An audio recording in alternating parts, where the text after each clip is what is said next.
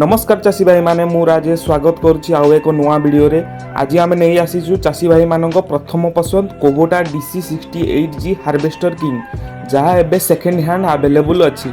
एथिरे अच्छी 68 HP रो शक्तिशाली कोबोटा डीजेल इंजिन जहाँ कम तेल रे अधिक काम करे माने माइलेज मास्टर। रबर ट्रैक पूरा वेल कंडीशन रो अच्छी जहाँ द्वारा कादुओ बा ओदा बिल रे यह जमारू फसे ना। एही मेसिन रो कंडीशन एबे भी सुपर अच्छी। इंजिन साउंड एवं हाइड्रोलिक सिस्टम पूरा ओके कंडीशन रो अच्छी। तो ओवरऑली माने ट्रैक ठू नहीं कि भीतर थ्रेसर पर्यंत मेसिन टी पूरा भलो कंडीशन रो अच्छी। नुआ कोबोटा हार्वेस्टर किनिबा को गले प्राय 24 रु 25 लाख टंका खर्च हुए, किंतु एही सेकेंड हैंड मेसिन टी बहुत कम दाम रे मिली जिवो। तो मेसिन टी अवेलेबल अच्छी पुरी जिलार अलरनाथ ब्रह्मगिरी रे। मेसिन रो आस्किंग प्राइस अच्छी मात्र 7 लाख, सेथिरु किछि नेगोशिएबल हेइ जिवो।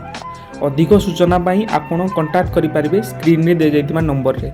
आपनको केउ गाड़ी दरकार एवं केउ जिल्ला रे दरकार कमेंट रे जणांतु। रहिली जय जगन्नाथ।